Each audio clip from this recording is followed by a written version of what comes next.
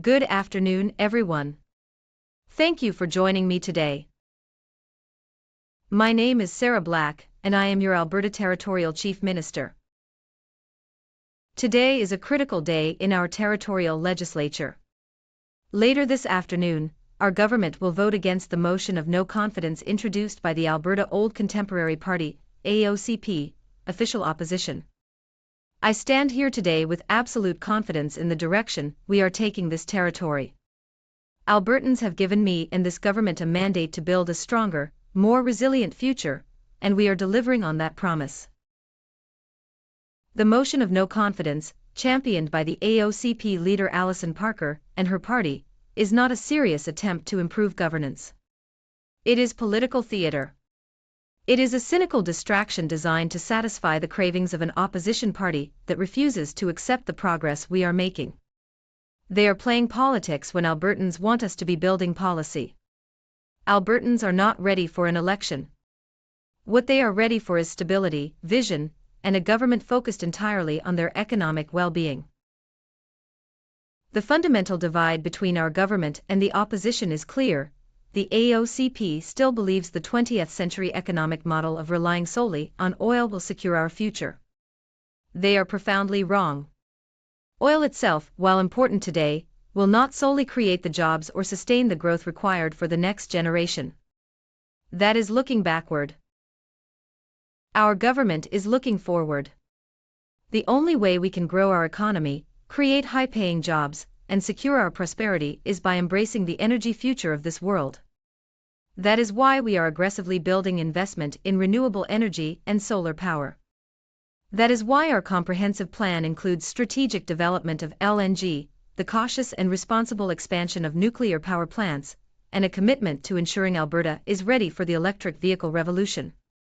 This is the path to economic diversification. This is the only way to move forward, and our government is doing that. We will not be pulled backwards by an official opposition stuck in the past. Bill C-86 is not a tool of override. It is a meticulously crafted defensive instrument designed to safeguard the integrity of local democratic structures from immediate, arbitrary, and politically motivated dissolution. The bill does not seek to administer, manage, or dictate the daily operations of any municipality in Alberta. It does not interfere with the province's legitimate constitutional authority over municipal creation and organization. Instead, C-86 establishes a defined, minimal threshold of protection, specifically designed to activate only when provincial actions demonstrably threaten the viability or the democratic core of a municipal government. Our legislation is focused on protecting a critical public interest, the continuity of essential services, the stability of democratic institutions, and the protection of local investment, much of which is predicated upon federal funding commitments, e.g., infrastructure grants, housing initiatives, and climate resilience programs, made directly to municipalities. When a province creates a legislative environment where federally funded projects, and the continuity of local governance necessary to execute them can be instantly jeopardized by the stroke of a pen wielded unilaterally by the provincial executive, the federal government has a corresponding duty to ensure legislative stability. Bill C-86 functions merely as a stabilizing mechanism, providing a temporary legislative pause, or a mechanism for judicial review in instances where aggressive provincial centralization directly contravenes the established principles of democratic stability and public service continuity. Our government must differentiate clearly between the constitutional right of a province to organize its municipal structures, a right we fully acknowledge, and the constitutional duty of the federal government to ensure the integrity of the broad Canadian democratic landscape and the fiduciary responsibility to protect national investments. To engage in federalism responsibly is not to retreat from difficult conversations when core democratic principles are at stake. Our position is that radical legislative centralization, especially one that bypasses democratic checks and balances and threatens the mandate of elected officials, is destabilizing to the entire Canadian polity. The accusations of an illegal override are particularly disingenuous because they suggest a failure to recognize the limitations of federal authority. Bill C-86 is not an attempt to substitute federal will for provincial policy. It is an effort to ensure that the tools of democratic accountability remain accessible and intact at the local level. The federal government has a profound interest in ensuring that the structures of governance across the country remain robust, resilient, and fundamentally democratic. We are confident that today's motion will fail, and we will remain in power because we have critical work to do. Last Monday, our government successfully passed Bill C-40, implementing the innovative 4-day work week. Starting in November 2025, just 1 month away, Albertans who fall under territorial jurisdiction will enjoy a work week of Monday to Thursday, providing a necessary, restorative, 3-day weekend. This is not just a benefit for workers, it is a modern approach that enhances productivity and supports family life. This is the progress we deliver. But we are not stopping there. In the coming days, we will introduce another important piece of legislation to address a common nuisance for every family in this territory: daylight savings time. Our government will introduce a bill to hold a referendum on the matter. Too many Albertans are unhappy with the biannual clock change in March and November. It disrupts sleep, impacts schedules, and frankly, serves little modern purpose. Our province should join our neighbors in Saskatchewan and maintain standard time all year round. We believe in finding common-sense solutions that improve everyday life. Now, I must take a moment to address the recent political rhetoric from Ms. Parker regarding Bill C-86. 2 weeks ago, Alison Parker accused me and our government of trying to illegally override the Alberta provincial government under Premier Danielle Smith. I want to be unequivocally clear: our government was absolutely not trying to override the provincial government. The reason we introduced Bill C-86 was precise and necessary. The Alberta provincial government under Premier Danielle Smith had introduced legislation designed to seize control and constrain local municipal governments across this territory. Our government's mandate is to prevent harm and protect stability. Bill C-86 was an intervention intended to prevent the provincial government from undermining the autonomy of our municipal partners. We intervened not to usurp, but to protect the jurisdiction of others. Alberta Old Contemporary Party official opposition chose to align with the province's overreach and voted against Bill C-86, preventing us from protecting our municipalities. We will never interfere in another jurisdiction unless that interference causes clear and demonstrable damage to this province, which is exactly what the provincial government's municipal control bill threatened to do. Let me remind everyone of the structure of governance in this territory. Our Alberta territorial government is responsible for the territorial level of Alberta.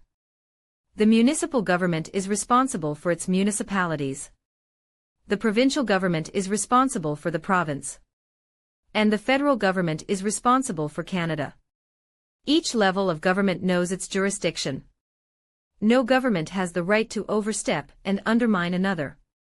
That principle is sacrosanct. We respect that. We expect the opposition to respect that, and we expect the provincial government to respect that. Each level of government knows its jurisdiction. No government has the right to overstep and undermine another. That principle is sacrosanct. We respect that. We expect the opposition to respect that, and we expect the provincial government to respect that. Our government will continue to focus on the work ahead. We will govern with vision, prudence, and a commitment to the future. The reason we introduced Bill C-86 was precise and necessary. The Alberta provincial government under Premier Danielle Smith had introduced legislation designed to seize control and fundamentally constrain local municipal governments across the territory. The proposed provincial measures sought to dismantle the long-established principle of subsidiarity, the notion that governance should be handled by the lowest, closest level of authority capable of executing it effectively. Instead, these measures proposed a radical centralization of authority, providing the provincial executive with powers unprecedented in modern Canadian governance, including the unilateral ability to dismiss elected municipal councils, negate local bylaws, and dictate municipal financial parameters without genuine recourse or justification rooted in local need or failure. These actions represented more than a mere reconfiguration of the provincial-municipal relationship. They constituted an intentional bypassing of the democratic mandate delivered to locally elected officials in cities and towns across Alberta. When a provincial government introduces instruments that allow for the arbitrary dissolution of democratically elected local councils, it attacks the foundation of grassroots governance. It transforms local autonomy from a functioning characteristic of self-determination into a revocable privilege granted solely by the capital city. The use of inflammatory language, terms like constitutional crisis or illegal override, serves only a political agenda committed to polarization. It distracts from the tangible issue, the protection of the democratic rights of Albertans to be governed by their locally elected councils, free from the threat of immediate, centralized provincial intervention. Our commitment to the people of Alberta is unwavering, as is our commitment to the constitutional principle of good faith interaction between orders of government. We are committed to achieving jurisdictional equilibrium, but that equilibrium cannot be maintained if one order of government systematically dismantles the democratic core of another. We dismiss Ms. Parker's claims as an unhelpful and inaccurate distraction. They are an attempt to reframe a necessary protection of local democracy as a federal power grab. Our focus remains on responsible, accountable, and stable governance. Bill C-86 is a testament to that focus, ensuring that the voice of local communities in Alberta is not constrained, but safeguarded, allowing them to continue their vital work serving their citizens without the constant shadow of unilateral executive dissolution. As your territorial chief minister, I stand before you to articulate the bedrock principles that are not merely shaping, but fundamentally defining, the legislative agenda of our nascent Alberta territorial government. Our mandate is clear, our vision resolute, to forge a future where the foundational pillars of our society are not only secure but are actively strengthened, ensuring a thriving and resilient Alberta for generations to come. Our legislative focus is anchored upon three critical public interests, each intrinsically linked and indispensable to our collective success. These are the unyielding continuity of essential services, the unwavering stability of our democratic institutions, and the judicious protection of local investment, much of which is predicated upon federal funding commitments made directly to our municipalities. These are not abstract ideals, they are the very sinews of our socio-economic fabric, the guarantees of our civil society, and the engines of our progress. Firstly, let us consider the continuity of essential services. From the bustling streets of our urban centers to the most remote hamlets nestled within our vast landscapes, every Albertan relies implicitly on an intricate web of vital services. These encompass the healthcare our families depend on, the education that empowers our youth, the clean water and reliable power that sustain our homes and industries, the emergency response that safeguards our communities, and the transportation networks that connect us. The disruption of any one of these services can have immediate and severe repercussions, eroding public trust, jeopardizing personal safety, and stifling economic activity. Therefore, a core tenet of our legislative framework is to establish and fortify robust mechanisms that guarantee the uninterrupted delivery of these critical services. This involves ensuring resilient infrastructure, fostering stable operational environments, and implementing proactive measures to mitigate potential vulnerabilities, whether they arise from unforeseen natural events, technological challenges, or indeed, from administrative impediments. Our legislation will seek to streamline intermunicipal cooperation, define clear responsibilities, and allocate resources efficiently, thereby building an enduring resilience that can withstand challenges and adapt to the evolving needs of our population. It is about foresight and preparedness, ensuring that the fundamental needs of our citizens are met with unwavering consistency and reliability. Secondly, we are profoundly committed to safeguarding the stability of our democratic institutions. In a territory as diverse and dynamic as Alberta, the health of our local democratic bodies, our municipalities, is paramount. These are the front lines of governance, where decisions directly impact daily lives, where local voices are heard and local solutions are forged. The integrity, transparency, and effectiveness of these institutions are not merely desirable, they are essential for fostering civic engagement, maintaining public trust, and ensuring accountable governance. Our legislative initiatives aim to empower our municipalities while also ensuring they operate within a framework of robust governance, ethical conduct, and fiscal prudence. This includes reinforcing clear legislative guidelines for municipal elections, strengthening conflict of interest provisions, promoting transparency in decision-making, and providing resources for effective administration and capacity building. We recognize that strong local government is the bedrock of a strong territory. By fostering stability and integrity at the municipal level, we cultivate an environment where local innovation can flourish, where community-specific challenges are met with tailored solutions, and where every Albertan feels represented and heard within a fair and just system. This is about nurturing the very roots of our democratic tree, ensuring it stands firm against any storm. Finally, and perhaps most critically in the context of our unique territorial status and evolving fiscal landscape, our legislation is laser-focused on the protection of local investment, particularly that which is predicated upon federal funding commitments made directly to municipalities. That is all for the news conference today. I hope you enjoy the rest of your day.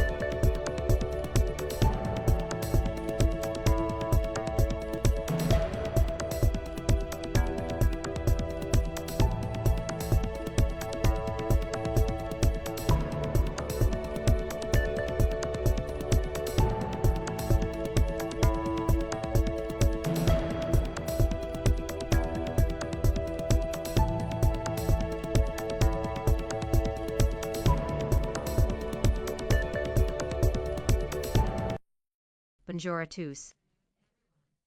Merchida was joindre moi aujourd'hui. Je m'appelle Sarah Black et je suis votre ministre en chef territorial de l'Alberta. Aujourd'hui est un jour critique dans notre législature territoriale. Pelus tard cet après-midi, notre gouvernement votera contre la motion de censure introduite par le parti ancien contemporain de l'Alberta, AOCP, opposition officielle. Je me tiens ici aujourd'hui avec une confiance absolue dans la direction que nous prenons pour ce territoire. Les Albertains demandent donner à moi et à ce gouvernement un mandat pour construire un avenir plus fort, un avenir plus résilient, et nous tenons cette promesse. A motion de censure, défendue par el leader de l'IOCP. Alison Parker et son parti ne constituent pas une tentative sérieuse d'améliorer la gouvernance. C'est du terrain politique. C'est une distraction cynique, conçue pour satisfaire les désirs d'un parti d'opposition, qui refuse d'accepter les progrès que nous réalisons, als joint à la politique alors que les Albertains veulent que nous construisions des politiques. Les Albertains sont prêts pour une élection. C'est pourquoi ils sont prêts à la stabilité. Une vision et un gouvernement entièrement axé sur leur bien-être économique. La division fondamentale entre notre gouvernement et l'opposition est claire. L'AOCP croit encore que le modèle économique du 20e siècle repose uniquement sur le pétrole garantir notre avenir. Ils ont profondément tort. Le pétrole lui-même, bien qu'il soit important aujourd'hui, ne créera pas uniquement les emplois, ni ne soutiendra la croissance requise pour la prochaine génération. C'est regarder en arrière. Notre gouvernement regarde vers l'avant. La seule façon de nous pouvons faire croître notre économie, créer des emplois bien rémunérés et garantir notre prospérité est d'embrasser l'avenir énergétique de ce monde. C'est pourquoi nous construisons agressivement des investissements dans les énergies renouvelables et l'énergie solaire. En ne pas de pas de votswaken is het van de vrisjes die niet. Predikaviten kwam zulifhender. A project de loi, C86 en pas un auto de contournement. If wagel, c'est un instrument défensif médicalement conçu pour protéger l'intégrité des structures démocratiques locales contre immédiates, arbitraires et politiquement motivées dissolution. A projet de loi ne cherche pas administrer, gérer dicter les opérations quotidiennes de toute municipalité en Alberta. Il n'interfère pas avec l'autorité constitutionnelle légitime de la province sur la création et l'organisation municipales. Au lieu de cela, le EC86 établit un seuil minimal de protection spécifiquement, conçu pour s'activer, uniquement lorsque les actions provinciales menacent de manière démontrable la viabilité haulique or démocratique d'un gouvernement municipal. La continuité des services essentiels, la stabilité des institutions démocratiques, la protection des investissements locaux, not une grande partie est fondée sur des engagements de financement fédéral, AX, subventions d'infrastructure, initiatives de logement. Lorsqu'une province crée un environnement législatif ou les projets financés par le fédéral, et la continuité de la gouvernance locale nécessaires, à leur exécution peuvent être instantanément compromises par le coup de plume, une plume maniée unilatéralement par l'exécutif provincial. Le gouvernement fédéral a un devoir correspondant d'assurer la stabilité législative. Les projets de loi C86 fonctionnent simplement comme un mécanisme de stabilisation. Abouti pour nos candidats.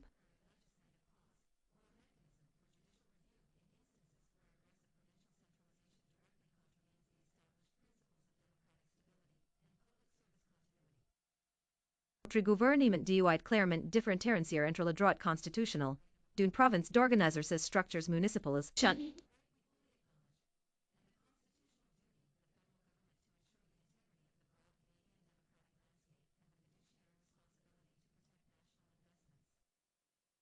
On est engagé dans le fédéralisme de manière responsable n'est pas de reculer devant des difficultés con. Nous sommes convaincus que la motion d'aujourd'hui est correcte. Nous avons fait nous restaurants au pouvoir parce que nous avons un travail essentiel à faire. Lundi dernier, notre gouvernement a réussi à faire adopter le projet de loi C40, maintenant ouvre la semaine de travail innovante de 4 jours.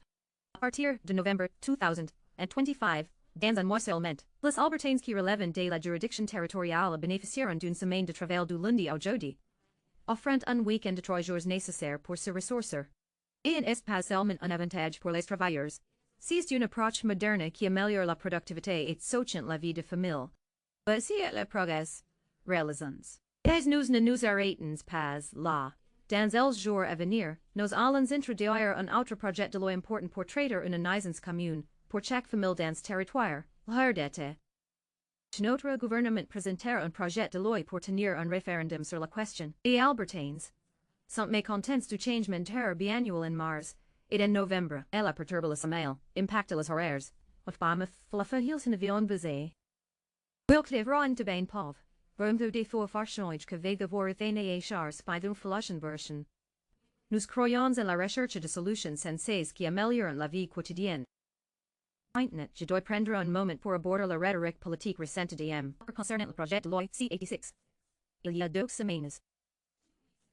Alison Parker m'a accusé, ainsi que notre gouvernement, d'essayer de contourner illégalement le gouvernement provincial de l'Alberta sous la direction de la première ministre Danielle Smith.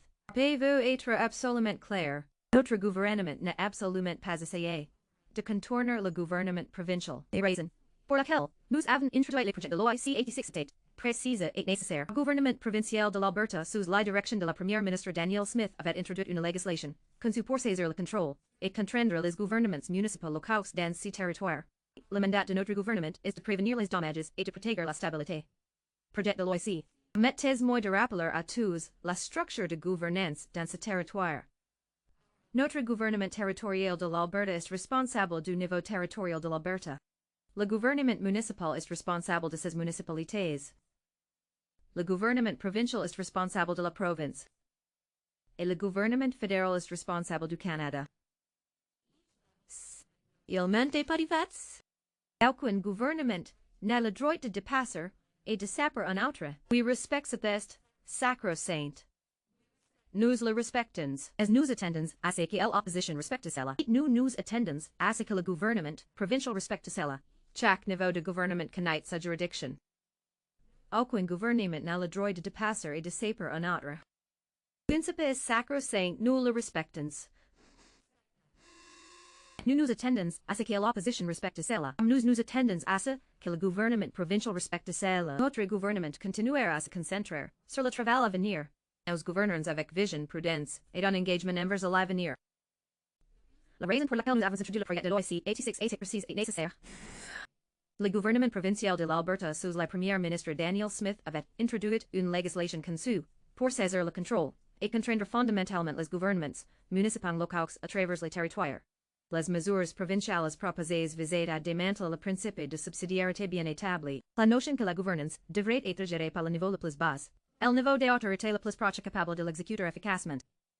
Au lieu de cela, ces mesures proposaient une centralisation radicale de l'autorité, fournissant à l'exécutif provincial des pouvoirs sans précédent dans la gouvernance canadienne moderne, y compris la capacité unilatérale de dissoudre les conseils municipaux élus. Kinserflunt. Frenos accordist. Chic plata venait de l'enimende par de pouvoir setos. Ces actions représentaient plus qu'une simple reconfiguration de la relation provinciale municipale.